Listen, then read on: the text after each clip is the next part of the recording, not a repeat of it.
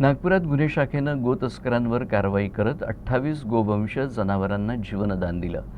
14 चाकी ट्रकमधून या जनावरांची तस्करी करण्यात येत होती। या कारवाईत एकाला अटक करण्यात आली आहे। 20 ते 26 तारीखपर्यंत जूनमध्ये एक मोठी ऑपरेशन थंडर जे आपला सुरू आहे त्या अनुषंगाने आपली कारवाई आपण घेत आहोत।